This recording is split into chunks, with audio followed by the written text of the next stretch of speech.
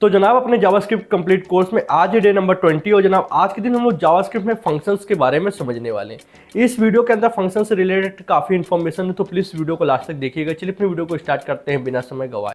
तो जनाब हम लोग आ चुके हैं कंप्यूटर की स्क्रीन पे। आज हम लोग समझेंगे फंक्शन के बारे में। अब देखो फंक्शन एक ऐसी चीज है, मैं आपको सबसे पहले ये क्लियर कर दूं कि भले ही आपको कुछ पता हो फंक्शन के बारे में, ना पता हो, बट इस वीडियो को देखने के बाद आपको फंक्शन क्या होता है, फंक्शन का कैसे यूज किया जाता है, फंक्शन के अंदर पैरामीटर्स, आर्ग्यूमेंट्स ये क्या होता है, इन सब की जानकारी होगी, ये मेरी गारंटी है। बस वीडियो को आपको लास्ट तक देखना है।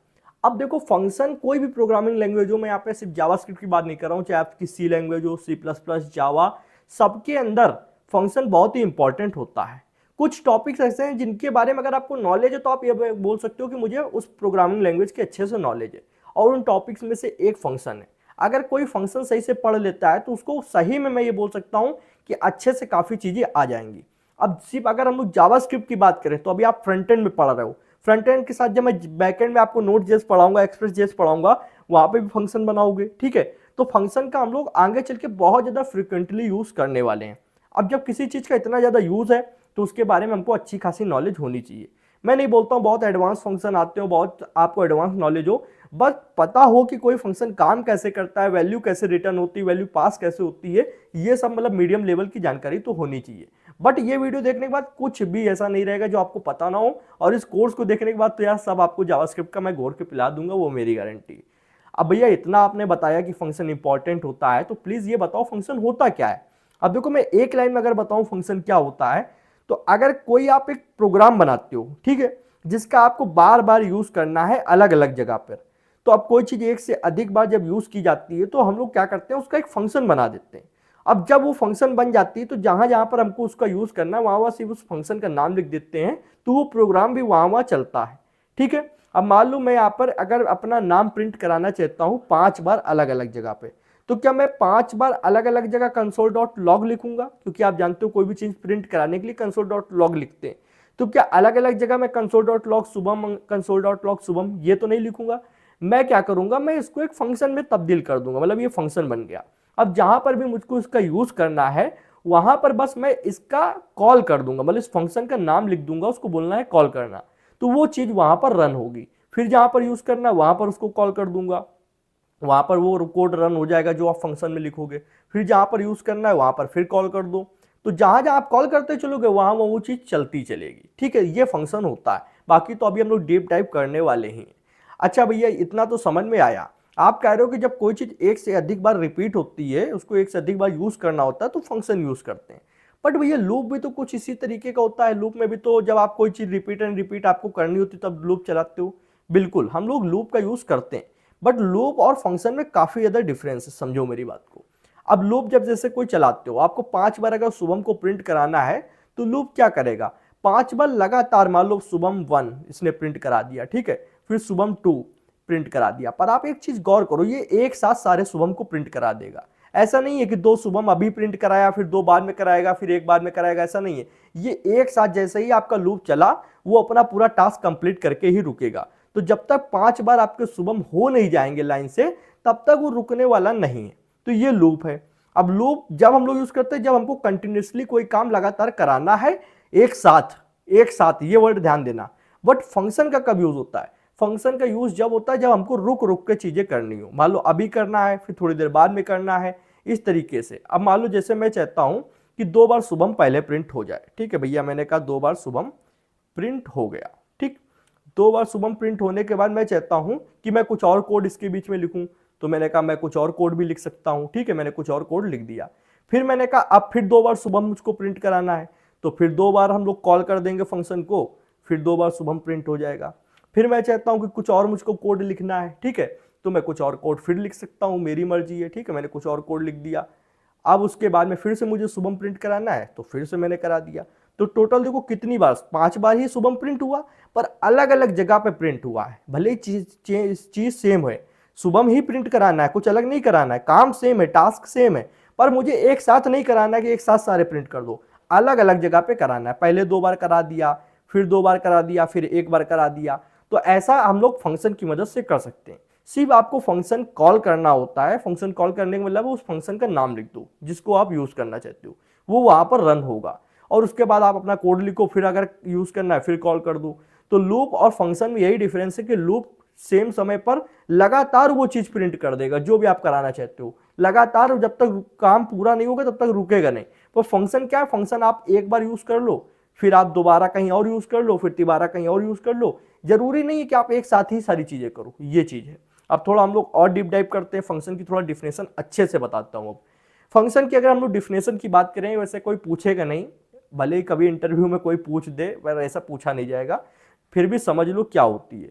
फंक्शन की डिफिनेशन है, function is a block of code that performs particular task. इसका क्या मतलब है, फंक्शन मान लो एक आपने यहाँ पर, मैं क्या करता हूँ उसका कलर थोड़ा सा डार्क कर लेता हूँ उससे आपको अच्छे समझ, ये ब्लॉक ऑफ कोड है, ठीक है। इसके अंदर आप कुछ कोड लिख दो, कुछ भी मान लो कुछ भी तरीके का आपने कोड लिख दिया, ये एक ब्लॉक ऑफ कोड है।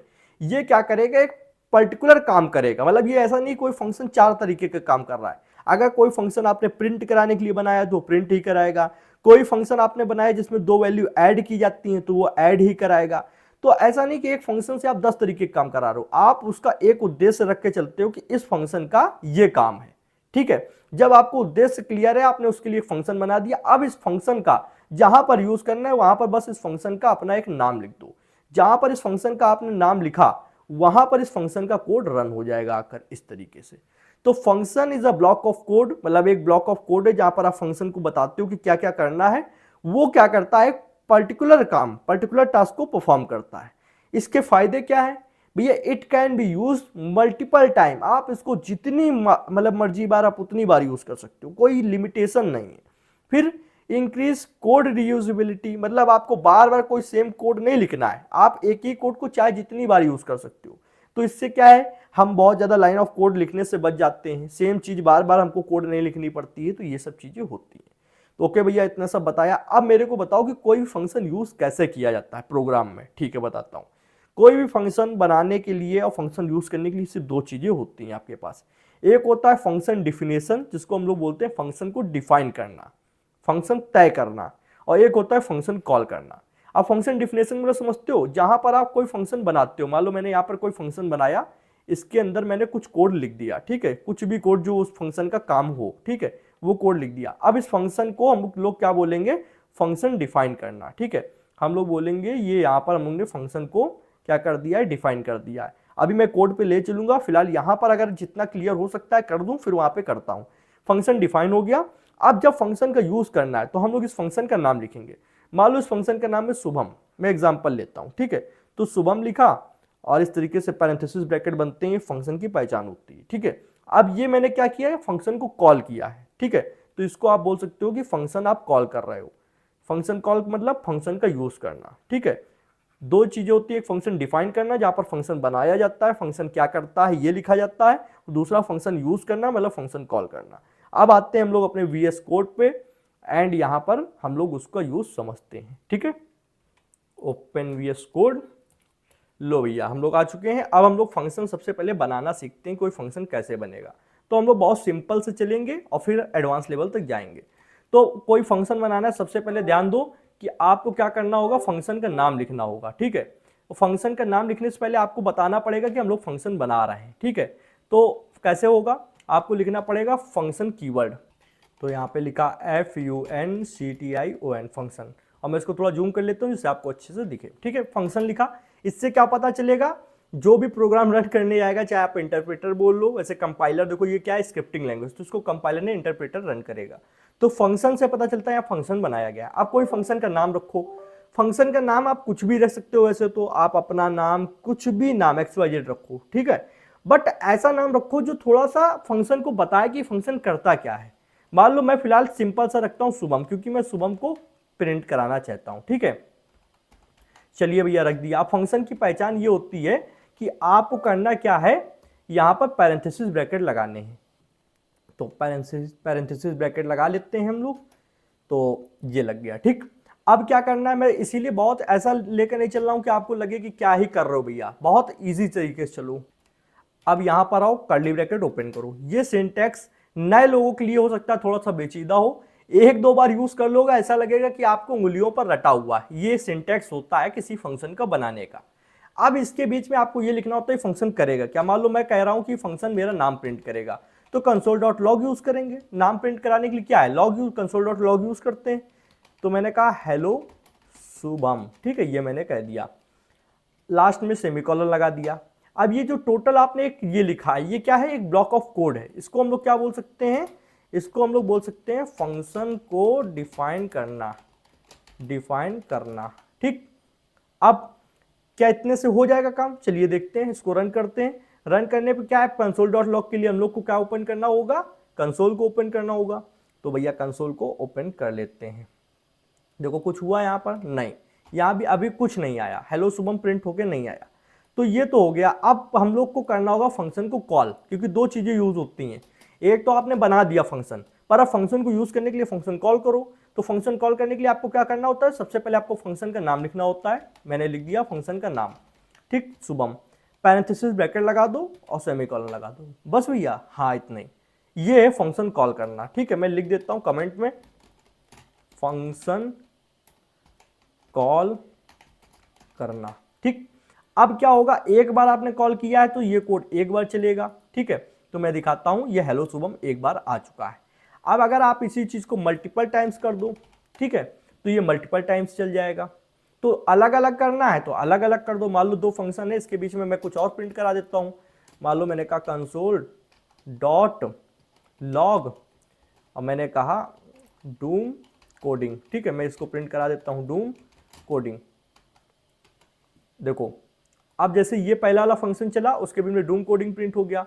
अब सभी फंक्शन के बीच में आप कुछ भी कोड लिखो, कोई ये नहीं है कि आप ऐसा कुछ कर रहे हो कि एक ही बार सारे प्रिंट कर रहे हो, नहीं, आपने कोई चीज लिखी और उसके बाद भी आप फंक्शन को चला सकते हो, उसके पहले भी चला सकते हो। कोई लूप की तरीके नहीं कि एक बार हो गया तो हो गया। मैं देखो बीच बीच में अदर कोड भी डाल देता हूं, ठीक है, अदर कोड डाल दिया।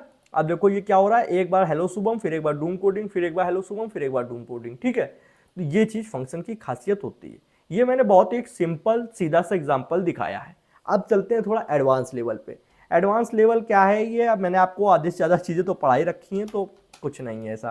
फंक्शन लिखा, अब मैं कहूँगा कि फंक्शन को एक कुछ छोटा सा ऐसा इफ एल्स वाला फंक्शन बनाते हैं। देखो मैं सबसे पहले क्लियर कर दूँ कि फंक्शन के अंदर आप लूप्स का यूज़ कर सकते हो, आप इफ एल्स का यूज़ कर सकते हो। आपने जो कुछ पढ़ा है वो फंक्शन के अंदर डाल के यूज़ किया जा सकता है, ठीक है।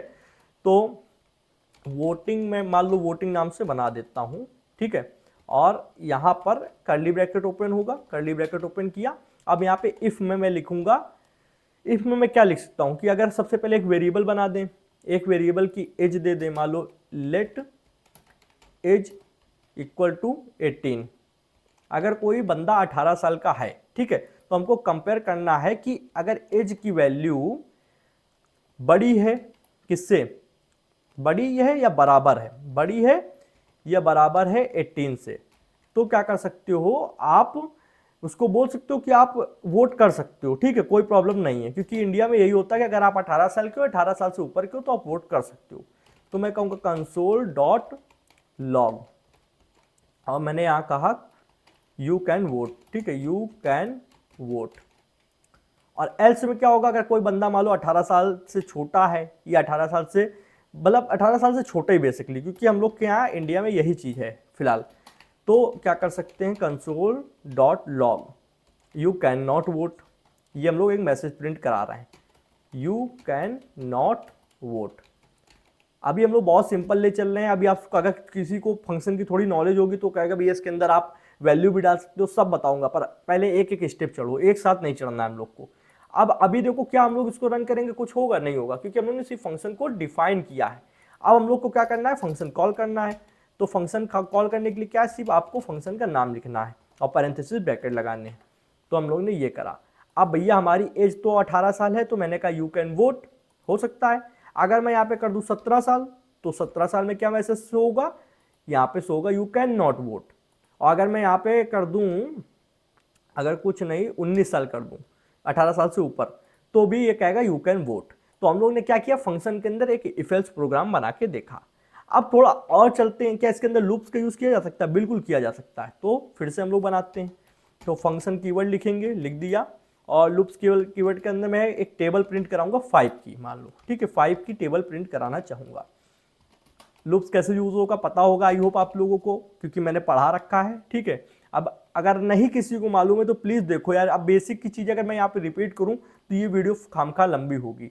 जैसे लेट, फिर भी बता देता हूँ, लेट आई इक्वल टू 1 मैंने किया तो एक वेरिएबल बन गया जिसकी वैल्यू 1 है, और ये वेरिएबल लूप के अंदर ही रहेगा, कोई बाहर नहीं चलने वाला है, ठीक है।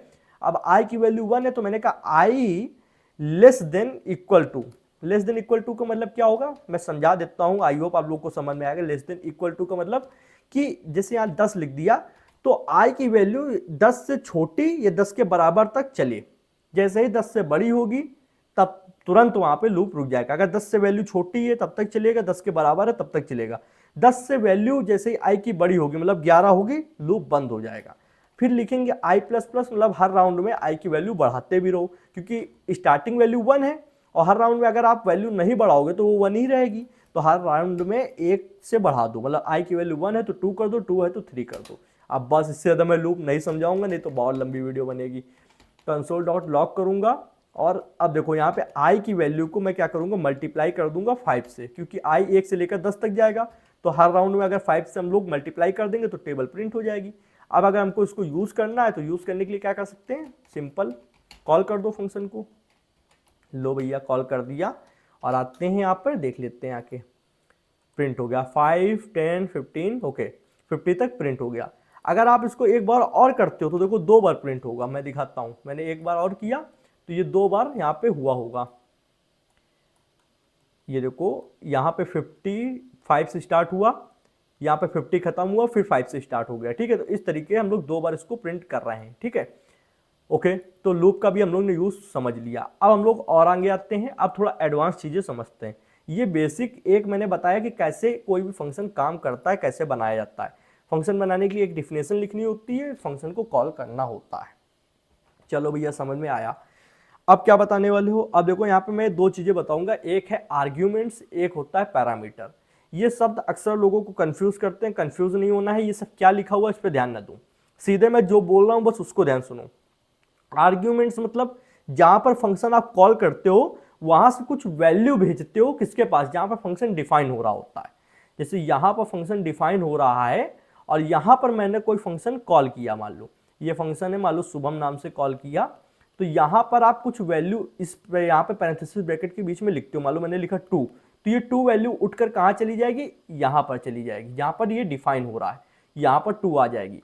तो जो भेजी जा रही है वैल्यू, ये जो 2 है जो सेंड की जा रही है, इसको क्या बोलते हैं, इसको बोलते हैं आर्ग्यूमेंट, ठीक है। अब ये वो आर्ग्यूमेंट बहस वाला मत समझना, ये आर्ग्यूमेंट प्रोग्रामिंग का, ठीक है, इसको बोलते हैं आर्ग्यूमेंट्स। और जो यहाँ पर वेरिएबल होता है जो इस वैल्यू को रिसीव करता है, एक वेरिएबल हम लोग यहाँ पे बनाते हैं, वो क्या करता है, ये भेजी गई वैल्यू को रिसीव करता है, इसको क्या बोलते हैं, पैरामीटर्स।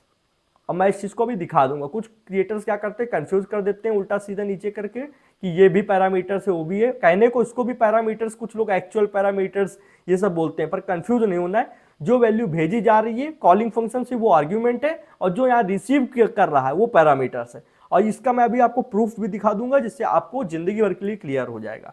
अब ये डिफरेंस लिख के रखा है उसको समझो।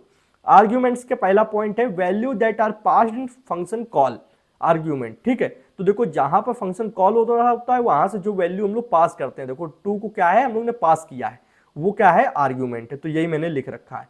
यूज टू सेंड वैल्यू, इसका यूज वैल्यू को सेंड करने के लिए किया जाता है बेसिकली। तो यहां से वैल्यू सेंड ही तो कर रहे हो उसके पास में, तो ये आर्ग्यूमेंट है। और पैरामीटर्स क्या है, वैल्यू इन फंक्शन डिफिनेशन, जो वैल्यू यहाँ पे डिफिनेशन के अंदर आती है। मान लो ये 2 क्या है, अब इसके अंदर आ चुका है, तो अब ये जिस वेरिएबल में है वो क्या है, पैरामीटर है, ठीक है।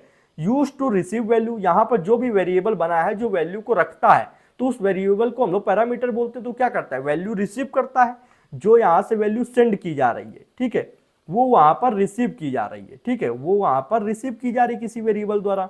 तो रिसीव करने को पैरामीटर, सेंड करने को आर्ग्यूमेंट, ये हमेशा दिमाग में बैठा के चलना है। बाकी बोलने को बहुत सारे इसमें चीजें होती हैं कि हम लोग ये जो यहाँ पे भेजी जाती है वैल्यू, ये हमारी एक्चुअल पैरामीटर होती है, कुछ लोग ये बोलते हैं, ठीक है। कहने को अगर कोई पूछ देता है तो आप बता सकते हो कि इसको एक्चुअल पैरामीटर बोलते हैं, पर कंफ्यूज ना होना, ठीक है। इसको एक्चुअल पैरामीटर और इसको सिर्फ नॉर्मल पैरामीटर कहते हैं। कहोगे भैया आपने नीचे तो यार आर्ग्यूमेंट्स बताया था, हाँ ये आर्ग्यूमेंट्स ही है, पर अब टर्म है तो क्या किया जा सकता है, इसको एक्चुअल पैरामीटर हम लोग कह सकते हैं। पर ध्यान इतना ही रखो कि ये नीचे जो भेजी जा रही है वो आर्ग्यूमेंट है, ऊपर जो रिसीव कर रहा है वो पैरामीटर है, ठीक है। मैं इसका प्रूफ भी आपको दिखाता हूँ कैसे क्या चीज़ें हैं, और कुछ क्वेश्चन यार हैं मेरे पास वो सॉल्व कराऊंगा, टेंशन नहीं लेना है। देखो अभी जो कर रहे थे वो भी एक तरीके के क्वेश्चन ही थे जो हम लोग सॉल्व कर रहे थे। अब आते हैं यहाँ पर, मैं सबसे पहले आपको सिंपल तरीके से दिखाऊंगा कि वैल्यू भेजी कैसे जा रही है और रिसीव कैसे की जा रही है, कहाँ पर आर्ग्यूमेंट है कहाँ पर पैरामीटर है। तो एक बना लेते हैं फंक्शन। अभी थोड़ी देर पहले मैंने एक फंक्शन बनाया था, यहाँ पर एक टेबल प्रिंट हो रही थी 5 की, याद होगा 5 की एक टेबल प्रिंट हो रही थी। अब हम लोग एक ऐसी टेबल बनाएंगे फंक्शन में कि हम लोग जो वैल्यू भेजेंगे, मान लो 5 की जगह हम लोग ने 6 भेजा तो 6 की टेबल प्रिंट कर दो, 4 भेजा तो 4 की टेबल प्रिंट कर दो, 2 भेज रहे हैं तो 2 की टेबल प्रिंट कर दो। तो ऐसा नहीं कि जिस 5 की ही प्रिंट होगी, मैं जो वैल्यू आपको दूंगा उसकी प्रिंट होगी। तो दी गई वैल्यू आर्ग्यूमेंट होगी। तो मैं दिखाता हूं कैसे। मैंने इसका नाम टेबल ही रखा है फंक्शन का, ठीक है, सिंपल रखने के लिए। ये हो गया। अब देखो इसको मैंने इस तरीके किया, यहां पर टेबल जो लिखा है इसमें देखो पैरेंथेसिस ब्रैकेट है, इसके बीच में मैं एक वेरिएबल लिख दूंगा। वेरिएबल का नाम आप कुछ भी रखते हो, मैं अपना भी नाम रख सकता हूं, पर मैं ये पागलपन नहीं करने वाला हूं। यहाँ सिंपल रखो, आप ए लिख सकते हो, मैं यहाँ पे एन लिख के चलूंगा, ठीक है। एन एक वेरिएबल बना लिया। कहोगे लेट नहीं लिखना है, नहीं लेट वेट नहीं लिखना है, सिर्फ डायरेक्ट जो नाम लिखोगे वो एक वेरिएबल बन जाएगा। अब क्या होगा, अब हमको एक लूप बनाना होगा किसी भी टेबल को प्रिंट करने के लिए। तो मैंने कहा लेट आई इक्वल टू 1, मैंने कहा आई की value less than equal to कितनी जाएगी, कितनी जाएगी 10 तक, ठीक है। ये हो गया। अब आई प्लस प्लस, ओके। तो अब देखो मैंने अभी इतना कुछ नया नहीं किया, जो पिछले प्रोग्राम में समझाया था वही चीजें यहाँ पे लिखी हैं, वही लूप लिखा है। अब जो करूंगा वो उस पर ध्यान देना, अब जो करूंगा उस पर ध्यान देना सिर्फ। ये कौन सा ब्रैकेट पैरेंथेसिस नहीं ओपन होता है, यहाँ पे ओपन होगा कर्ली ब्रैकेट, कर्ली ब्रैकेट। देखो क्या करते हैं, कंसोल डॉट लॉग लिखा, हाँ या ना। कंसोल डॉट लॉग में आई की वैल्यू को हम लोग क्या कर रहे थे, मल्टीप्लाई कर रहे थे 5 से, पर अब 5 से नहीं करेंगे, अब n से करेंगे। n क्या है भैया, जो वैल्यू यूजर भेजेगा वो 5 भी हो सकती है, 6 भी हो सकती है, 1 2 कुछ भी हो सकती है। तो जो वैल्यू भेजे उसको i से गुणा कर दो, ठीक भैया, समझ में आया, ओके। अब देखो यहाँ पे लगाया सेमीकोलन लास्ट में, तो जो यूजर वैल्यू भेजेगा वो होगी आर्ग्यूमेंट, और जो n बनाया है n क्या है, पैरामीटर है, ठीक है। तो भैया आपने कहा था प्रूफ देंगे, प्रूफ दे दो। देखो देखते हैं, n जो लिखा है मैंने कहा ये पैरामीटर है, और यहां पर मैंने जो डायग्राम दिखाया था इसमें भी देखो यहां पर जो वैल्यू आ रही है वो पैरामीटर दिखाया था। प्रूफ दिखाता हूं मैं, देखो मैं अपना कर्सर सिंपल सा n पे रखूंगा, और VS कोड एक बहुत ही हाईली एडवांस कोड एडिटर है, वो खुद बता देगा ये क्या है। ऊपर आप पढ़ सकते हो, इंग्लिश तो आपको आती होगी, पैरामीटर, ठीक। तो ये क्या है, पैरामीटर है, जो क्या कर रहा है, वैल्यू को रिसीव कर रहा है। अब सेंड की गई वैल्यू को दिखाता हूं, उसमें लिख के नहीं आता है बट हम लोग को पता होता है, ठीक है। अब फंक्शन का नाम लिखो टेबल, TABLE टेबल, ये लिखा। अब आप यहां पे जो वैल्यू दोगे वो वहां पर जाएगी। मैंने कहा यहां 5, तो ये क्या 5 है, ये आर्ग्यूमेंट है, ये n क्या है, ये पैरामीटर है, ठीक है। यहां क्या हो रहा है, फंक्शन कॉल हो रहा है, यहां ऊपर क्या हो रहा है, फंक्शन डिफाइन किया गया है। मैंने 5 भेजा, टेबल प्रिंट हो गई 5 की, ठीक। मैं यहां पर चेंज कर देता हूं, मैंने कहा 4, तो ये 4 कहां गया, इस n के अंदर चला गया, ठीक है, सेंड हो गया। तो ये क्या हुआ, 4 का टेबल प्रिंट हो गया आपके सामने, ओके। मैंने कहा 4 नहीं भैया 6 का कर दो, जो वैल्यू आप भेज रहे हो उसी का वो प्रिंट कर रहा है। 6 का भेजा है, 6 का प्रिंट हो गया, समझ में आया। तो ये क्या है, ये एक आर्ग्यूमेंट है जो कि पास किया जा रहा है कॉलिंग फंक्शन से। n क्या है, n एक पैरामीटर है जो कि वैल्यू को रिसीव कर रहा है, जो कि कॉलिंग फंक्शन से आ रही है, ठीक है। अब n के अंदर कोई वैल्यू आती है तो n यहां पर यूज किया गया है, वो वैल्यू i से मल्टीप्लाई होती है, उसका टेबल प्रिंट हो जाता है लूप का यूज करते हुए, ओके। तो ये आर्ग्यूमेंट यहां पे पास है, ये पैरामीटर है, क्लियर। जो भेजा जा रहा है कॉलिंग फंक्शन से वो आर्ग्यूमेंट है, जो रिसीव किया जा रहा है डिफिनेशन में वो पैरामीटर है, ओके। अभी आप आई होप कभी नहीं भूलोगे, बहुत सिंपल है, ओके। कुछ लोग इस जो नंबर आप भेजते हो उसको एक्चुअल पैरामीटर बोलते हैं और इसको सिर्फ पैरामीटर बोलते हैं। तो अगर कोई बोल रहा है तो वो गलत नहीं है, बट आप लोग जान लो, आपको मैं बता दे रहा हूं, कंफ्यूज नहीं हो ना। कभी कोई अगर इसको एक्चुअल पैरामीटर बोल रहा है तो आप बोलने को बोल सकते हो, पर ये है आर्ग्यूमेंट, क्लियर। अब भैया एक देखो, ऐसा नहीं कि हम लोग के पास सिर्फ एक ही आर्ग्यूमेंट और एक ही पैरामीटर होते हैं, यहाँ पर एक आर्ग्यूमेंट और एक पैरामीटर है। अब मैं एक से अधिक आपको दिखाऊंगा। एक से अधिक कैसे होगा, हम लोग एक प्रोग्राम बनाएंगे जिसमें किसी भी पर्सन का नाम और उसकी एज प्रिंट करानी है। मैंने कहा फंक्शन, मैंने कहा यूजर इन्फो नाम से एक बना दो, फंक्शन बना दो। ठीक, अब यूजर इन्फो के अंदर मैं 2 वेरिएबल बनाऊंगा, एक नेम नाम से कॉमा और एक उसकी एज नाम से। ठीक, इतना हो गया। मैंने कहा कंसोल डॉट लॉग यूज करूंगा, क्योंकि कोई भी चीज प्रिंट कराने के लिए कंसोल डॉट लॉग ही यूज करते हैं।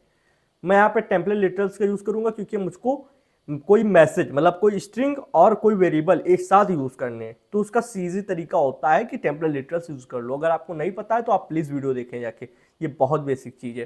तो टेम्पलेट लिटरल्स से मैं क्या करूंगा, सबसे पहले तो मैं उस पर्सन का नाम को यूज करूंगा। तो नाम यूज करने के लिए नेम वेरिएबल लगाना होगा, तो डॉलर लगाओ, कर्ली ब्रैकेट लगाओ, यहाँ पे नेम वेरिएबल लिख दिया, तो ये कॉल हो जाएगा यहाँ पर।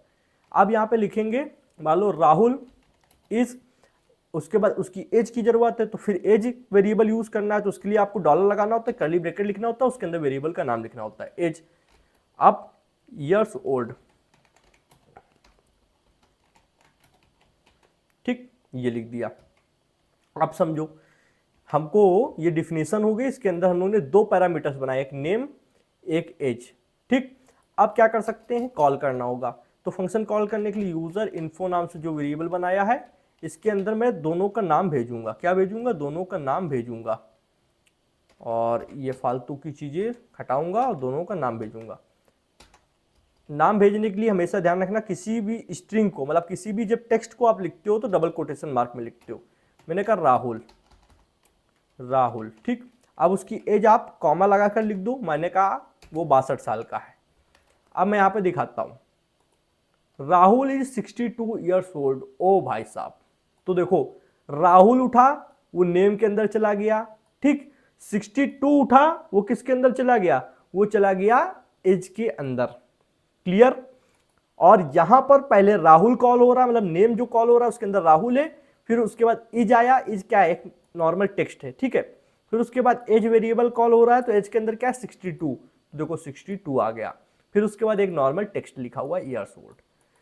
ओके, तो यहाँ राहुल की जगह मैं क्या कर सकता हूं, मोहित लिख सकता हूं, बिल्कुल लिख सकते हो, तो मोहित आ जाएगा। मैं 62 की बजाय 92 लिख सकता हूं, बिल्कुल 92 आ जाएगा। तो क्लियर। आप समझो मेरी बात। यहां पे एक बहुत ही इंपॉर्टेंट पॉइंट बताने जा रहा हूं, हो सके कहीं डायरी में नोट कर लो या फिर दिमाग में नोट कर लो अगर कर सकते हो। जब आप पैरामीटर्स बनाते हो और आर्ग्यूमेंट पास करते हो, तो इसके ऑर्डर को मेंटेन करना बहुत ही जरूरी होता है। ऑर्डर मेंटेन करने मतलब क्या है मैं बताता हूं, एक सेकंड बस रुकना। जैसे 92 लिखा है, मैं इसको हटा दूं, क्या आप एरर आएगा? मेरे हिसाब से नहीं आएगा। क्यों? देखो मैंने एक आर्ग्यूमेंट को पास किया है मोहित, पर एक को नहीं पास किया है जो उसकी एज है। तो लिख क्या है, मोहित इज अनडिफाइंड ईयर ओल्ड। तो जो उसको नहीं मिला, क्या नहीं मिला, एज नहीं मिली, क्योंकि एज हमने भेजी नहीं है, तो उसकी जगह उसने क्या लिख दिया, अनडिफाइंड। जब उसको कोई वैल्यू नहीं मिलती तो अनडिफाइंड लिख देता है, एरर नहीं देता है। बट ध्यान देना, अगर मैं इसको हटा दूं, मैं सिर्फ लिख दूं 62, ठीक, तो क्या होगा, 62 चला जाएगा नेम के अंदर और एज के अंदर कुछ है नहीं, तो क्या होगा देखना, 62 इज अनडिफाइंड ईयर ओल्ड। ओ भाई साहब, ये क्या मतलब? मैंने आपसे कहा था कि यहाँ पे ऑर्डर मेंटेन करना बहुत जरूरी है, मैंने कहा था अभी बताऊंगा। तो देखो जैसे आप किसी का नाम लिखते हो, मैं एग्जांपल जैसे राहुल का ही ले रहा हूं, ठीक है, और उसके बाद उसकी एज लिखते हो, तो आपने जो नाम लिखा है, जावास्क्रिप्ट को ये नहीं पता है क्या नाम है क्या एज है, ये उसको कुछ नहीं पता है। वो सिर्फ ऑर्डर देखता है कि पहले राहुल लिखा गया है तो वो नेम के अंदर जाएगा, फिर 62 लिखा गया है तो वो एज के अंदर जाएगा। और अगर आपने गलती से उल्टा कर दिया, मान लो आप राहुल को उठा लो थोड़ी देर के लिए, ठीक है, और वो आप 62 के बाद डाल दो, तो क्या होगा, ऑटोमेटिक से वो क्या करेगा, वो उल्टा कर देगा, 62 पहले ले आएगा और राहुल को बाद में ले आएगा। 62 इज राहुल ईयर्स ओल्ड, देखा। तो यहां पर कभी भी जब आप आर्ग्यूमेंट पास कर रहे हो तो आप पैरामीटर को देखते चले कि अगर पहले नेम लिखा है तो पहले हमको नेम लिखना है, फिर एज लिखना है, ठीक है, अगर एड्रेस दिया गया तो एड्रेस लिखना है। आप अगर आगे पीछे यहां पर कर देते हो तो ऊपर भी आगे पीछे हो जाएगा, क्योंकि जावास्क्रिप्ट को नहीं पता क्या 62 है क्या राहुल है। जो उसको पहले मिला वो पहले वाले में डाला, जो बाद में मिला वो बाद वाले में डाला। ये आपको देखना है कि मैं मेक श्योर करूं कि मेरी सही वेरिएबल के अंदर सही आर्ग्यूमेंट जा रही हो। आगे पीछे अगर आप कर दोगे तो जावास्क्रिप्ट उसको सही नहीं करने वाला है। तो इंपॉर्टेंट पॉइंट क्या है कि हमको हमेशा आर्ग्यूमेंट पास करते समय पैरामीटर के ऑर्डर को देखना है कि पहले क्या है बाद में क्या है, आगे पीछे नहीं करना है। ओके भैया, समझ में आया। अब एक प्रोग्राम बनाते हैं जहां पर हम दो वैल्यू को ऐड कर रहे होंगे। तो मैंने कहा फंक्शन ऐड करने के लिए मान लो सिंपल सा बहुत ए और बी दो वेरिएबल ले लिया, फंक्शन डिफाइन करते हैं ए और बी। मान लो मैंने कहा कंसोल डॉट लॉग और उसी के अंदर मैं ए और प्लस बी करा देता हूं, ए प्लस बी बेसिकली। अब ये क्या था, ये आर्ग्यूमेंट था जो यहाँ पे ए बी दिया है, वैल्यू पास करनी होगी बिल्कुल। तो फंक्शन जब कॉल करोगे, कॉल करने के लिए मैं मान लो ऐड फंक्शन का नाम है, तो यहाँ मैंने कहा 6 ले लो और कॉमा 4 ले लो, इन दोनों को ऐड कर दो। ठीक, तो देखो यहाँ पे क्या हुआ, 6 आया 4 आया और वो आपस में ऐड हो गया 10, ये यहाँ से प्रिंट कर दिया इसने। ठीक, तो ये था एक से अधिक वे मिले। यहाँ पे देखो डबल है, एक ये और एक ये, पिछले में भी डबल थे, एक में नाम था एक में एज था। तो आप ये जरूरी नहीं कि आप एक ही टाइप का डेटा सेंड करोगे, आप मल्टीपल डेटा भी सेंड कर रहे थे। देखो पहले हम लोग क्या कर रहे थे, एक स्ट्रिंग था, नाम क्या होता है एक स्ट्रिंग होता है, और एज क्या होती है एक नंबर होती है। यहाँ पर देखो दोनों ही नंबर है, 6 और 4 दोनों ही नंबर है। तो इसमें भी कोई ये विरोधाभास नहीं है कि आप अलग अलग नहीं दे सकते हो, आप अलग अलग डेटा टाइप भी सेंड कर सकते हो। तो मैंने 6 और 4 दो नंबर सेंड किए, वो आपस में ऐड हो गया। ठीक है, ये काम होता है यहाँ पर, समझ में आया। ये क्या 6 और 4 क्या है, ये आपके आर्ग्यूमेंट है, ये ए और बी क्या है, ये आपके पैरामीटर्स हैं। क्लियर, कोई डाउट नहीं। अब हम लोग थोड़ा यहाँ पे एक क्वेश्चन को सॉल्व करते हैं। मैंने यहाँ पे क्वेश्चन लिख रखा है, पहले मैं क्या करता हूँ इस क्वेश्चन को समझा देता हूँ कैसे होगा। Create a function that gives us the average of 3 number. जिनको नहीं मालूम है, मैथ से जो नहीं थे बायो से थे, तो उनके लिए मैं बोल सकता हूँ ये चैनल सबसे बढ़िया है, क्योंकि मैं समझता हूँ मैथ का आपका दर्द। तो मैं ऐसा नहीं करूँगा कि सिर्फ आपको फार्मूला ना बताऊँ और डायरेक्ट प्रोग्राम दिखा दूँ। देखो जब भी किसी 3 नंबर का एवरेज निकालना होता है बहुत सिंपल होता है, मैथ की बहुत सिंपल सी ट्रिक होती है। तीनों लिख लो, मान लो मैंने कहा 3 चीजें हैं मेरे पास, ए इसके अंदर मान लो 5 हो सकता है, ठीक है, फिर प्लस करा, बी के अंदर 4 हो सकता है, कोई भी नंबर रख लो, सी के अंदर 2 6 9 कुछ भी रख लो, 3 नंबर है आपके पास, उनको प्लस करके 3 से ही क्या कर दो, भाग कर दो भैया, भाग कर दो, डिवाइड कर दो। ओके, तो ये क्या है, ये आपका एवरेज निकालना है 3 नंबर्स का। इसको हम लोग क्या करेंगे, वेरिएबल के अंदर ले लेंगे। मान लो एवरेज नाम से एक वेरिएबल बनाया, उसके अंदर ले लिया, ठीक। और बाकी फंक्शन बनाना तो आता ही है, फंक्शन कीवर्ड लिखो जिससे पता चलेगा फंक्शन बना है। फंक्शन का नाम लिखो, मैंने कहा कैलकुलेट एवरेज, ठीक है। और ये करने के बाद में तीनों वेरिएबल मतलब यहाँ पे पैरामीटर्स लिख लो, ए बी सी, इसके अंदर क्या आएंगी, वैल्यू आएंगी जो कि कॉलिंग फंक्शन से भेजी जाएंगी। इस तरीके से कर्ली ब्रैकेट बना लिया, ओके। और मैं क्या करूंगा, इसी के अंदर कंसोल डॉट लॉग भी करा दूंगा। क्या करा दूंगा, कंसोल डॉट लॉग भी करा दूंगा, ओके। एक चीज है यहाँ पे, इसको मैं थोड़ा सा नीचे ले आता हूँ, यहीं पे लिख देता हूँ console dot log, console dot log.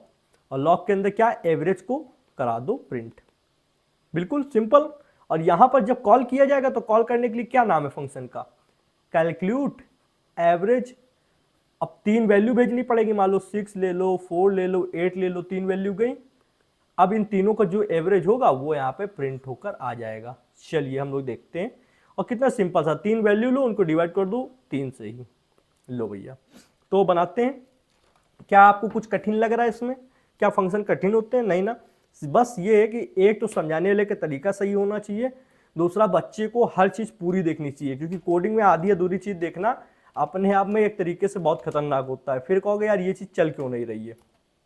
अब क्या करना है, फंक्शन का नाम देना है, तो मैंने कहा कैलकुलेट एवरेज, पैरेंथेसिस ब्रैकेट लगाया और कर्ली ब्रैकेट ओपन किया। अब हमको 3 पैरामीटर्स लेने हैं, तो हम लोग को ब्रैकेट्स के अंदर मान लो ए बी सी ले सकते हो, एक्स वाई जेड ले सकते हो, कुछ भी ले सकते हो, num1 num2 num3 ले सकते हो, आपके ऊपर है। मैं ये नहीं कहता हूँ कि आप ए बी सी लें। अब इसको मैंने जो फार्मूला बताया था, आपको एक वेरिएबल बनाना है, लेट एवरेज इक्वल टू, हम लोग इसको इस तरीके क्या कर सकते हैं, मान लो लेट एवरेज बना लिया, नीचे ले आए, ठीक है, इस तरीके कर दें, ज़्यादा सही रहेगा। Average AVG average equal to A और फिर प्लस बी प्लस सी, तो प्लस बी प्लस सी। और ध्यान देना जो ऊपर नाम लिखे वही यहाँ पे भी लिखना है, अगर ऊपर एक्स वाई जेड ले रहे हो तो नीचे भी एक्स वाई जेड लो। अब एक चीज मेरे को बताना, मैं चाहूँ तो डिवाइड का निशान लगाऊं और 3 कर दूं, बट मैं ऐसा नहीं करूंगा। मैं क्या करूंगा, इन 3 वैल्यूज को लिखने से पहले यहां पर मैं पैरेंथेसिस ब्रैकेट बनाऊंगा। क्या बनाऊंगा, पैरेंथेसिस ब्रैकेट, और देन मैं डिवाइड का निशान लगाऊंगा। अब इसका आंसर आपको देना है, ये आज का क्वेश्चन है इस वीडियो का, और मैंने आपको ऑपरेटर वाली वीडियो में बताया था कि ये पैरेंथेसिस ब्रैकेट क्यों लगाए जाते हैं। ठीक है, तो मैंने इन पैरेंथेसिस ब्रैकेट के अंदर इन वैल्यूज को क्यों डाला। मैं डायरेक्ट भी लिख सकता था, तो डायरेक्ट लिखने में क्या होता, क्या गलती होती, और लिखने के बाद क्या चीज नहीं हो रहा है, क्या प्रॉब्लम सॉल्व होती है पैरेंथेसिस ब्रैकेट से, ये यहाँ पे क्यों डाला गया है।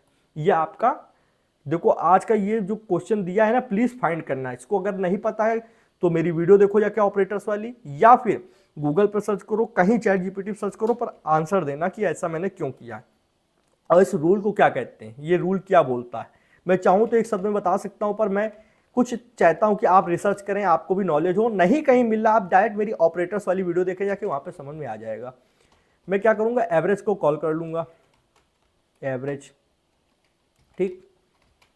और इसको कॉल करने का मतलब ये मत सोचना मैं यहाँ फंक्शन कॉल कर रहा हूं, मैं यहाँ पे एक वेरिएबल को console.log के अंदर कॉल कर रहा हूँ। console.log खुद अपने आप में एक फंक्शन है। क्या मतलब फंक्शन है, हाँ अभी हम लोग बात करेंगे इसके ऊपर।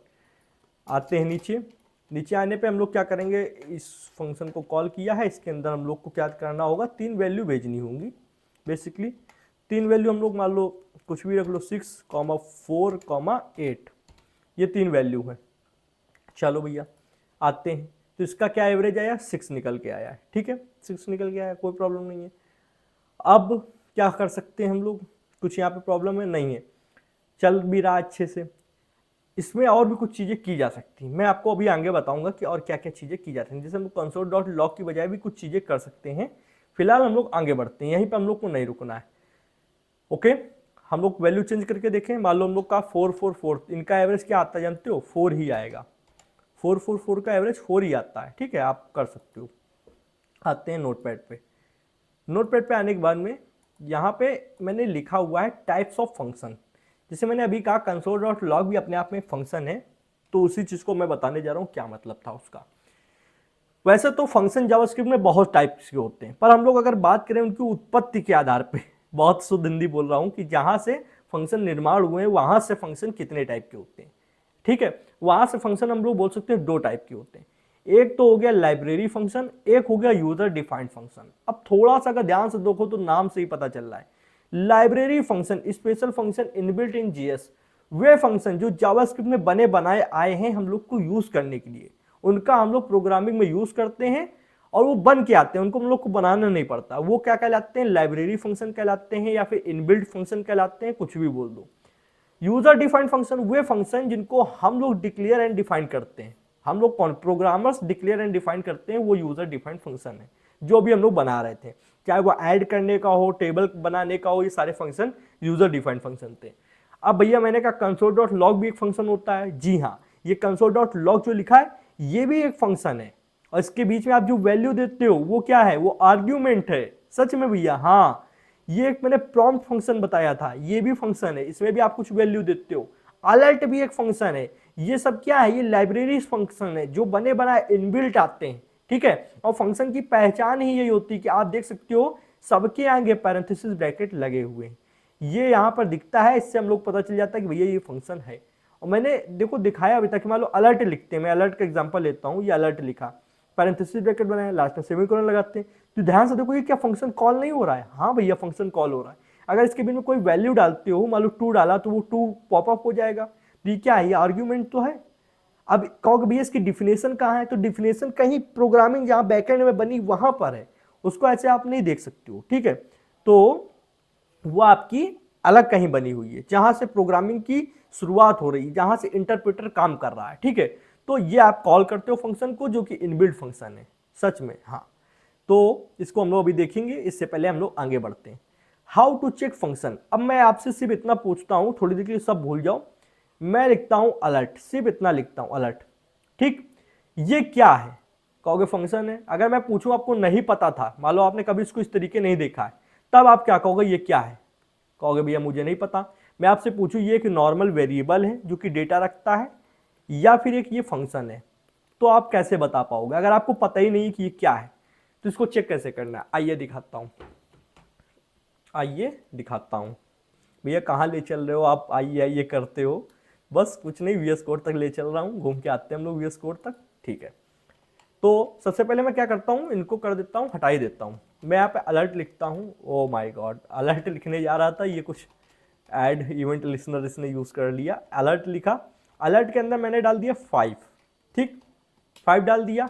ओके, मैं यहाँ पे आया, देखो इसने क्या किया, यहाँ पर एक पॉपअप मैसेज शो किया। पॉपअप में क्या आया, 5 आया।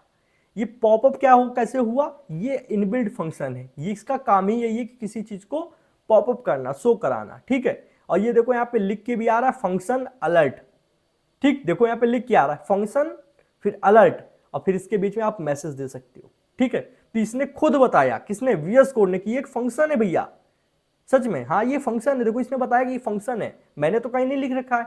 और ये देखो ये क्या है, ये आर्ग्यूमेंट है जो कि पास कर रहे हैं, और वो आर्ग्यूमेंट पैरामीटर में जाता है। पैरामीटर क्या करता है, जो भी कोड उसके भीतर लिखा होगा किसी चीज को पॉपअप करने का, वो चला देता है। ओके, तो इस तरीके आप चेक कर सकते हैं, बिल्कुल चेक कर सकते हैं। बट मैं यहाँ पे कंसोल में आऊंगा। कंसोल में आने के बाद मैं क्या करूंगा, इसको यार रिफ्रेश करते हैं और यहाँ से हटाते हैं। मैंने यहाँ पे सिर्फ लिखा अलर्ट, ध्यान देना मैंने अलर्ट लिखा है, पैरेंथेसिस ब्रैकेट नहीं लगाया। अब देखो यहां से कैसे चेक करते हैं, अगर आपको यही ना पता हो कि कोई मैंने अलर्ट पूछा या प्रॉम्प्ट पूछा, ये फंक्शन है या क्या है, तो इसने यहां पर लिख के दिया एफ। एफ मैंने अलर्ट लिखा था, पैरेंथेसिस ब्रैकेट नहीं बनाया था, इसने एफ लिखा, उसके आगे पैरेंथेसिस ब्रैकेट बनाया, कर्ली ब्रैकेट बनाया। अब ये क्या है मुझको बताओ, ये एक फंक्शन डिफिनेशन है। फंक्शन डिफिनेशन, बस इसके बीच में जो कोड लिखा गया है वो नेटिव कोड है, जो आपको नहीं दिखता है कि भैया ये काम कैसे कर रहा है, अलर्ट कैसे कर रहा है, वो आपको नहीं दिखता है। बट ये क्या आप देख सकते हो कि ये वो नहीं है, क्या कहते हैं, फंक्शन डिफिनेशन नहीं है। ऐप का मतलब क्या है, फंक्शन, अलर्ट नाम दिया गया है, पैरेंथेसिस ब्रैकेट लगाया गया, कर्ली ब्रैकेट। अगर हम लोग फंक्शन बनाते हैं, अलर्ट फंक्शन बनाते हैं, तो ऐसे ही बनाते हैं ना, हम लोग सबसे पहले फंक्शन लिखते हैं, हाँ या ना। ठीक है, फिर अलर्ट लिखते हैं, ALERT, अलर्ट लिखते हैं। अलर्ट लिखने के बाद इस तरीके बनाते हैं, यहाँ पे कोई पैरामीटर्स डालना होता है। ठीक है, और मान लो पैरामीटर्स नहीं भी डालना, थोड़ी देर के लिए हटा दें, तो अब देखो सेम ऊपर वाला और नीचे वाला लग रहा है। कहोगे भैया यहाँ पे आपने पूरा नाम लिखा है, वहाँ पे सिर्फ एफ लिख के आ रहा है, तो वो कंसोल में लिख के आ रहा है ना, यहाँ पे एफ सिंबल है। तो ये क्या, देखो अब मैं इस पर हाईलाइट करूँ, अब देखो अब तो पूरा आएगा, पढ़ लो, फंक्शन अलर्ट नेटिव कोड बीच में। तो ये क्या है, फंक्शन, इसने दिखा दिया, सिर्फ नाम हम लोग ने डाला है और इसने बता दिया। ओके भैया, तो क्या हम लोग इस तरीके से प्रॉम्प्ट को भी चेक कर सकते हैं, हाँ कर सकते हो, क्यों नहीं। मैंने कहा PROMPT, एंटर दबाया, ये भी फंक्शन है, देखो। ओके, मजा आया। इस तरीके से हम लोग फंक्शन को चेक कर सकते हैं। मैं यार ये सब चीज़ें बहुत छोटी छोटी हैं, मैं इनको जितना हो सकता हूँ, मैं कहीं अगर कहीं भी अगर मुझे कुछ मालूम है तो मैं सोचता हूँ बता दूँ, जो आपकी लाइफ में काम आने वाली हैं, छोटी चीज़ें भी और बड़ी चीज़ें भी। अब हम लोग लास्ट में आ चुके हैं फंक्शन के। देखो ये एक अकेली वीडियो में मैंने सिर्फ फंक्शन को समझाया है। फंक्शन के कुछ एडवांस फंक्शंस भी होते हैं, मैं उनका नाम अभी नहीं लूंगा, बेकार में कंफ्यूज नहीं करूंगा, उन पे वीडियो आएगी, कोर्स ऐसे चलता रहेगा। पर फंक्शन जब बात होती है कि फंक्शन क्या है, तो वो यही वीडियो है, इस वीडियो पे आप जानोगे फंक्शन क्या है।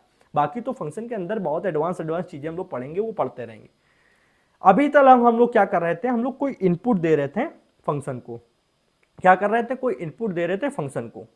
तो इनपुट गई, यहां से मान लो कॉलिंग फंक्शन से इनपुट गई कोई भी फंक्शन, ठीक है। उसके बाद में फंक्शन जो आपने बनाया उसके अंदर कुछ वर्क होता है, चाहे वो कोई वर्क प्रिंट कराने का हो, चाहे कुछ कैलकुलेट करने का हो। ठीक है, कैलकुलेट हुई, उसके बाद में आउटपुट आता था।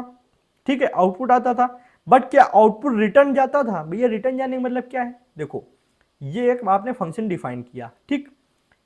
उसके बाद मैं मान के चलता हूं ये आपने फंक्शन कॉल किया, ठीक, ये यहां से फंक्शन से आपने कॉल किया। कॉल करने में मान लो आपने कुछ वैल्यू भेजी, आपने 5 भेजा, ठीक। ये 5 इसके अंदर आया, इसने क्या किया, 5 इंटू आई मतलब टेबल प्रिंट कर दिया, 5 5 10 5 15 5 को 20, इस तरीके प्रिंट कर दिया, ठीक।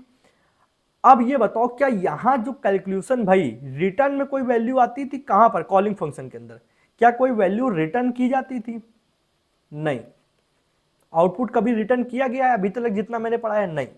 क्या होता है भैया ये चीज, हाँ, अगर आप चाहो तो जो भी चीजें यहां फंक्शन डिफिनेशन के अंदर हुई हैं वो रिटर्न वापस आती हैं, कहां पर, कॉलिंग फंक्शन के अंदर।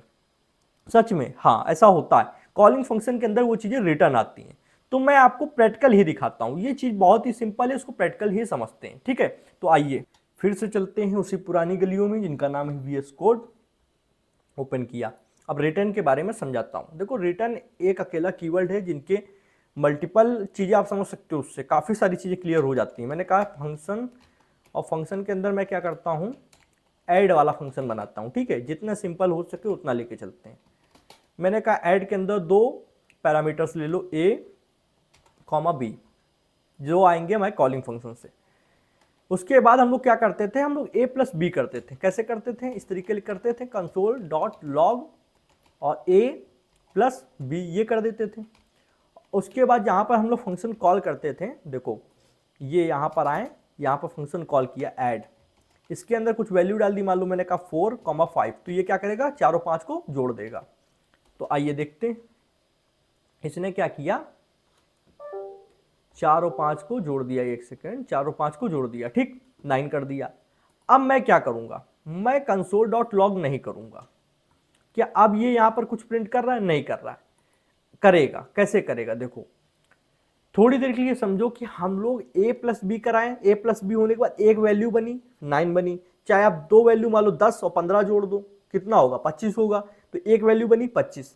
उसको हम लोग रिटर्न कर सकते हैं जहां से कॉलिंग आई है। कैसे कर सकते हैं, मैंने कहा रिटर्न कीवर्ड यूज करो। रिटर्न कीवर्ड को एक बार मैंने पहले भी बता रखा है। रिटर्न क्या करता है, जो भी वैल्यू है उसको वापस भेज देता है कॉलिंग फंक्शन पे। जो रिजल्ट आया, मान लो A+B लिखा मैंने, ठीक, अब क्या है, अभी कुछ आएगा नहीं आएगा, क्यों, इसने रिटर्न तो किया A+B का जो भी आंसर आया, ठीक है, मान लो 4 और 5 दिया गया है तो 9 आया, 9 को रिटर्न किया, पर क्या रिटर्न को हम लोग कहीं ले रहे हैं, रिटर्न को कहीं प्रिंट करा रहे हैं, नहीं। तो रिटर्न को प्रिंट कराने के लिए भी तो मान लो ये क्या है, कॉलिंग फंक्शन, इसके अंदर वैल्यू तो वापस आई है, और उस वैल्यू को कहीं निकाल के रखना पड़ेगा। तो निकाल के रखने के लिए एक वेरिएबल बना लो, ठीक है, कोई भी किसी भी नाम का वेरिएबल बनाओ, मैंने कहा टोटल नाम से एक वेरिएबल बना लो, ठीक है। अब जो भी कॉलिंग फंक्शन में वापस वैल्यू आएगी, मान लो 9 आई, इस कॉलिंग फंक्शन में वापस 9 आई, तो वो 9 निकल के इसके अंदर आ जाएगी, और वो क्या है, हम लोग उसको प्रिंट करा सकते हैं। कैसे, हम लोग ने कहा console.log और टोटल को क्या कर दो, प्रिंट कर दो।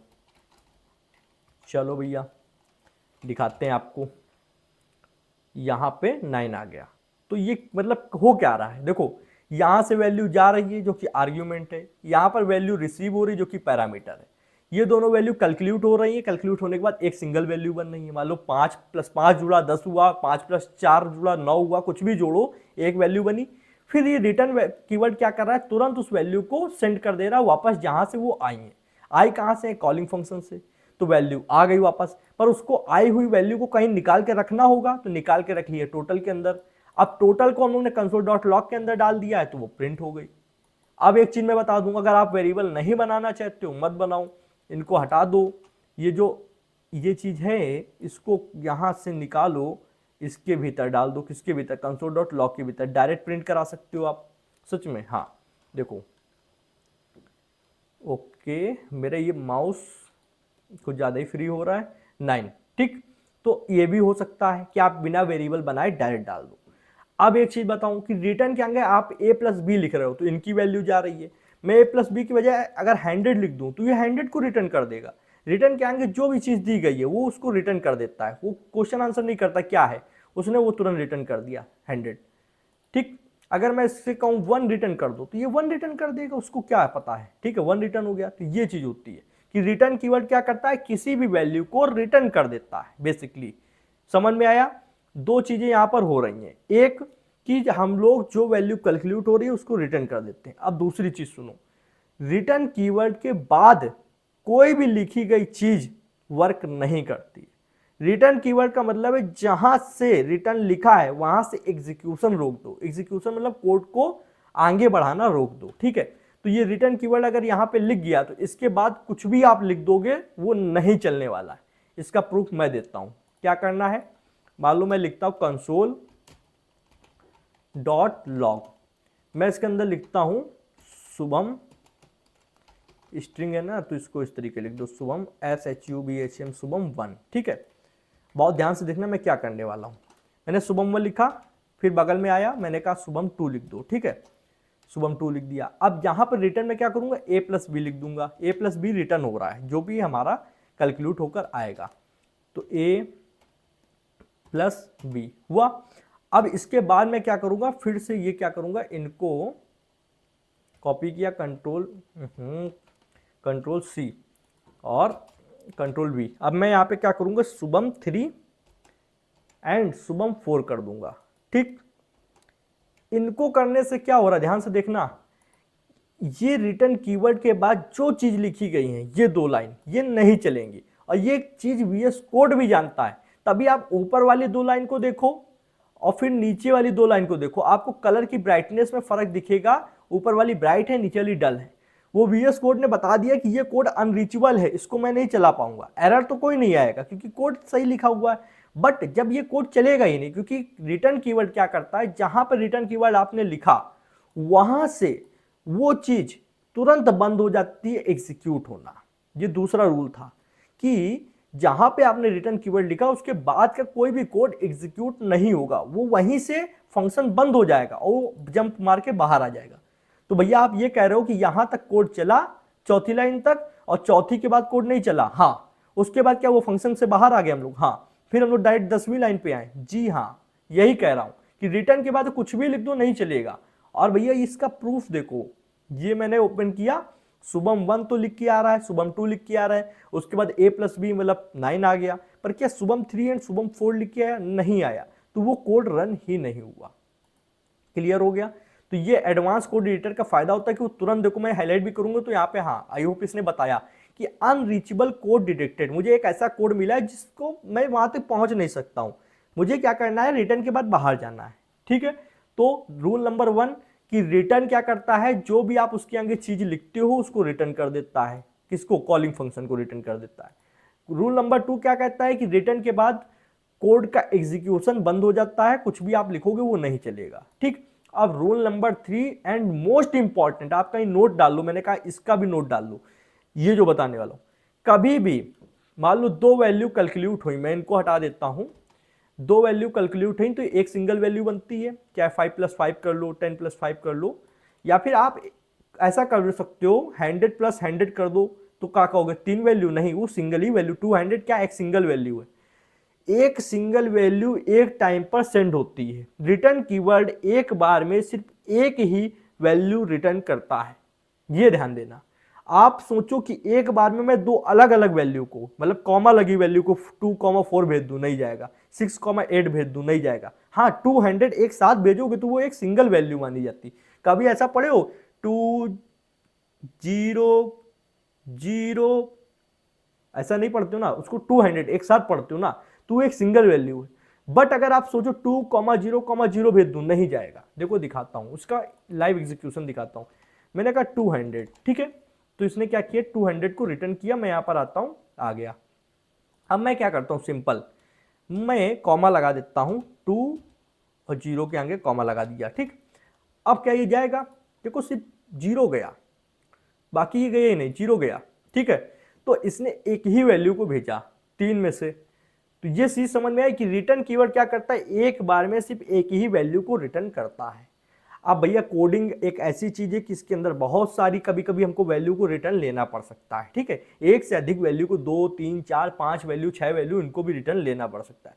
तब क्या करेंगे, क्योंकि रिटर्न कीवर्ड तो एक ही वैल्यू को लेता है, ऐसी सिचुएशन में हम लोग यहाँ पे ऑब्जेक्ट से यूज कर सकते हैं। अब चलो ऑब्जेक्ट्स तो अभी मैंने आपको पढ़ाया नहीं, तो उसको दरकिनार करो, आप एरे का यूज कर सकते हो। मैंने एरे तो आपको पढ़ा है, एरे क्या है, एक डेटा स्ट्रक्चर है। एरे क्या है, एक तरीके से एक डब्बा है जिसके अंदर आप मल्टीपल चीजें डाल सकते हो। अब वो डब्बा तो एक सिंगल है ना, पर उसके अंदर आप कितनी भी चीजें डाल दो। मैं आपको एक एग्जांपल दिखाता हूं, यहीं पे डायग्राम से, यहीं पे डायग्राम से दिखाता हूं। ठीक है, 2 मिनट बस दो मेरे को। मान लो मैंने एक साथ मुझको काफी सारी टॉफी भेजनी है। ठीक है, मान लो एक ये टॉफी, एक ये टॉफी, एक ये, एक ये, एक ये, 1 2 3 4 5, एक 6 टॉफी। ठीक, क्या 6 टॉफी ऐसे सिंगल सिंगल जाएंगी? नहीं जाएंगी किसी चीज से। तो हम लोग क्या करेंगे, एक डब्बा ले लेंगे, ये हमारा क्या है, एरे भाई साहब है। ठीक है, एरे भाई साहब को ले लिया। अब इन्हीं सारी टॉफीज को ध्यान से देखना, इन्हीं सारी टॉफीज को मैंने कहा तुम आ जाओ, इनका साइज क्यों बड़ा हुआ, चुपचाप छोटे हो जाओ, आप छोटे ही सही थे। ओके यार, इनको हटाते हैं, इनको हट जाओ तुम साइड, आप लोग आओ, चलो चलो, उसका जाने का मन नहीं था इसीलिए उसने अपना साइज बड़ा कर लिया। ठीक, चलो, और जो नहीं गया उसको क्या करो, हटाओ, तुम किसी काम के नहीं हो। ठीक है, तो सारी टॉफी आ गई। अगर हम लोग और चाहें तो और डाल दें इसके अंदर। ठीक है, अभी तो जगह है ना। तो अब ये बताओ इसके अंदर कितनी सारी चीजें, 1 2 3 4 5 6 7 8, 8 चीजें। पर अगर आप बाहर से देखो तो बाहर से आपको नहीं दिख रहा, बाहर से क्या है, सिर्फ एक चीज दिख रही है, एक डब्बा है। तो एक चीज को तो रिटर्न करा जा सकता है। रिटर्न कीवर्ड क्या करेगा, एक चीज को भेज रहा है, पर उस एक चीज के अंदर आप मल्टीपल चीजें रखे हो।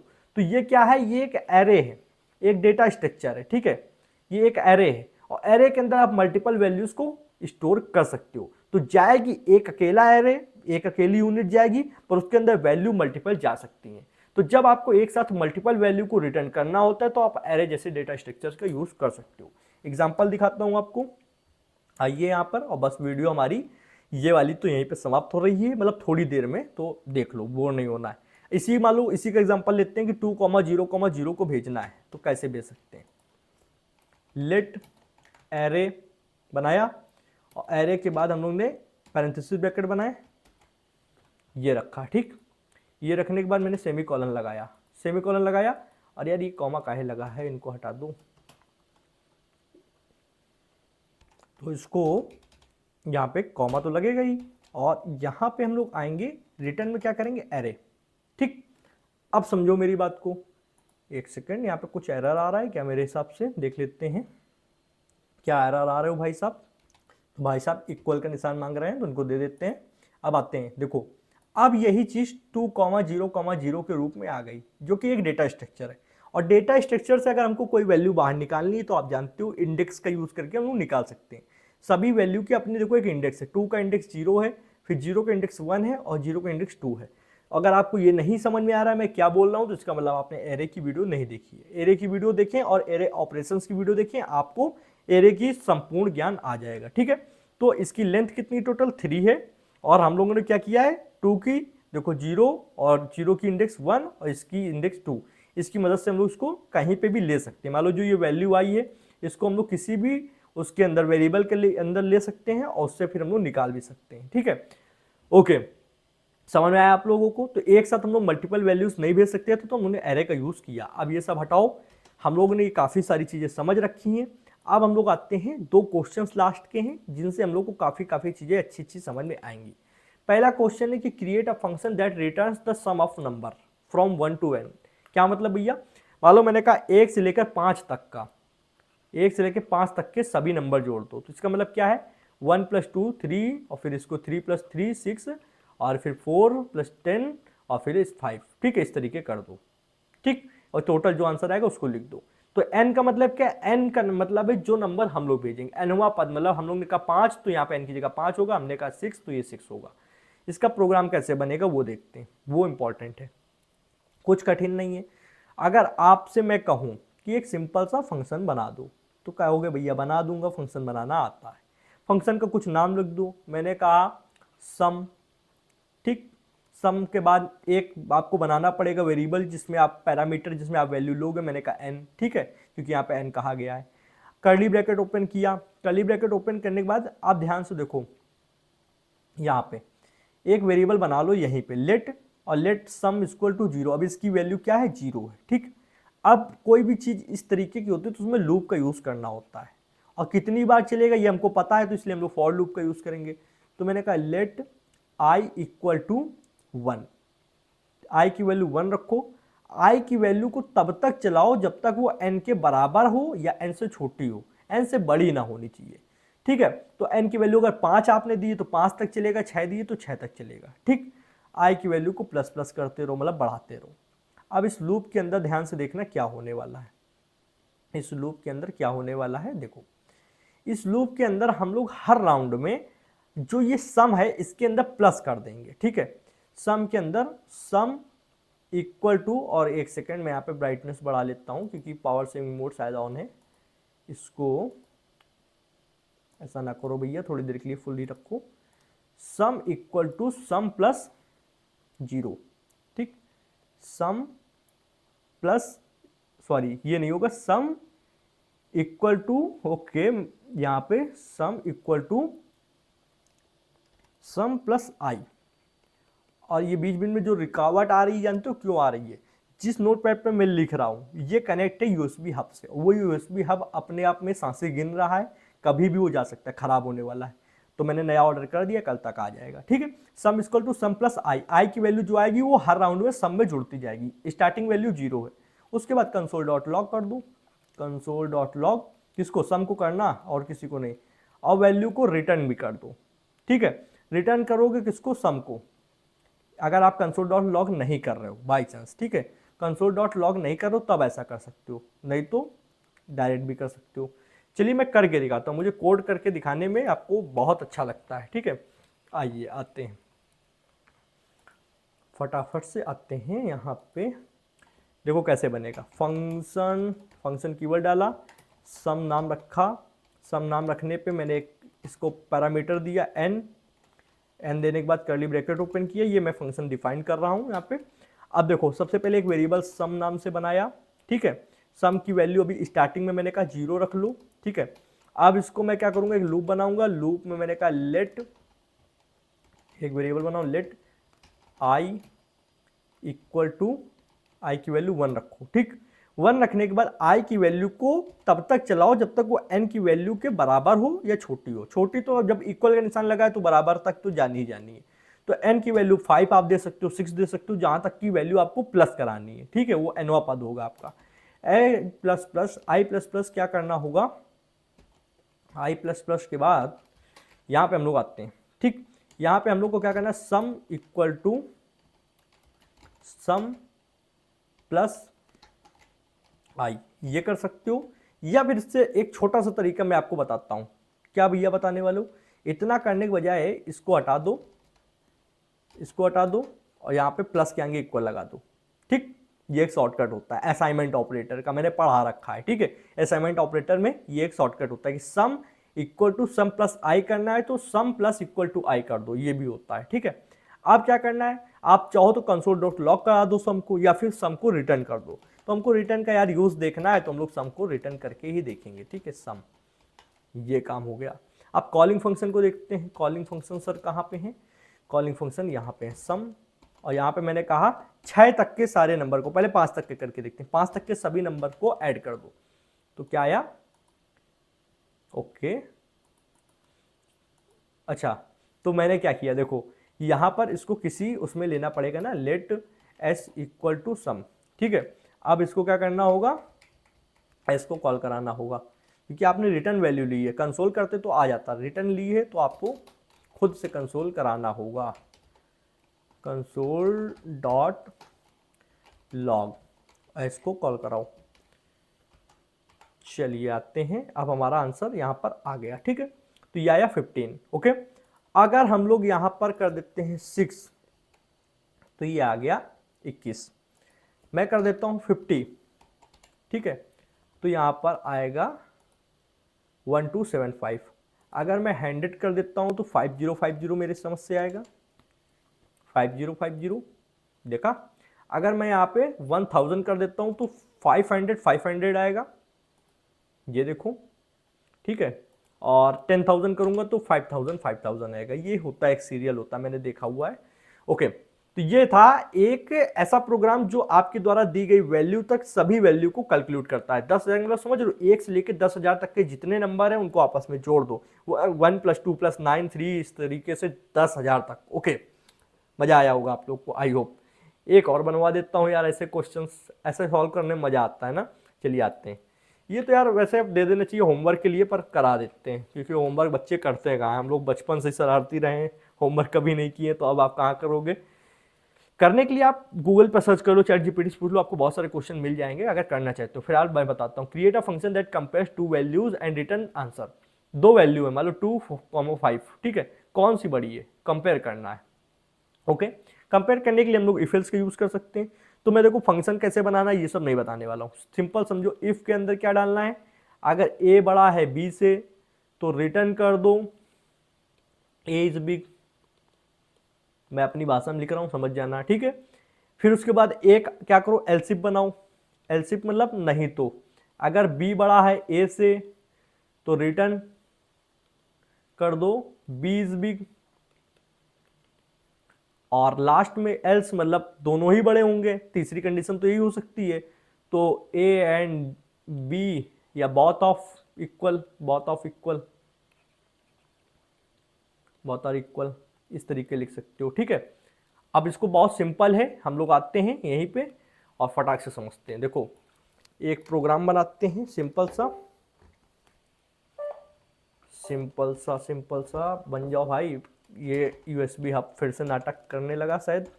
फंक्शन में मान लो मैं क्या कर रहा हूँ, कंपेयर कर रहा हूँ, तो जो चीज़ कर रहे हो उसी हिसाब से बनाओ नाम, ठीक है। कंपेयर करने के लिए दो वैल्यू लेनी पड़ेगी, ए कॉमा बी ले ली। अब क्या करेंगे, अब हम लोग इफ का यूज करेंगे। इफ के अंदर अगर ए बड़ा है किससे, बी से, तो देखो क्या करोगे, यहाँ पर हम लोग मल्टीपल रिटर्न्स का यूज करने वाले हैं, ठीक है। तो मैं यहाँ पे एक कॉन्सेप्ट और आपको समझा पाऊंगा, इसीलिए मैंने क्वेश्चन चूज किया था, ठीक है। रिटर्न कर देंगे ए, स्ट्रिंग में रिटर्न करते हैं ए इज बिग। मैं बहुत सिंपल सा रखना चाहता हूँ उसको जितना हो सके। उसके बाद मैं क्या करता हूँ, एक एल्स इफ ले लेता हूँ, ठीक है। एल्स इफ में क्या होगा, बी अगर बड़ा है ए से, ध्यान देना, अगर बी बड़ा है ए से तो भी हम लोग को करना होगा रिटर्न कुछ, तो रिटर्न करेंगे बी इज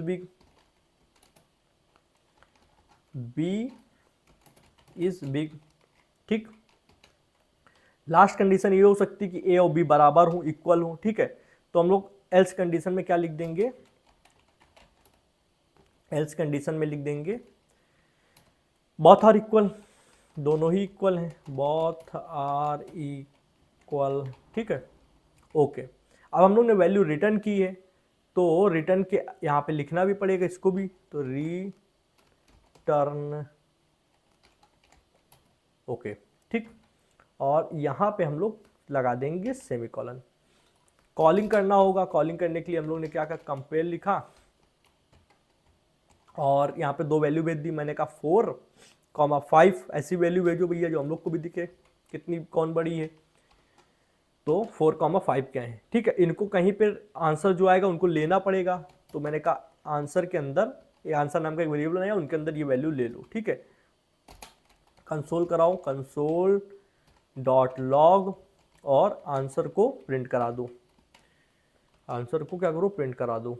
अब देखो यहाँ पे क्या आंसर आया, ओके। इसने कहा आर कहाँ से आया, बोथ आर इक्वल। अच्छा, इसमें हम लोग ने स्ट्रिंग नहीं डाला है, इस वजह से ये ऐसा बिहेव कर रहा है, ओके।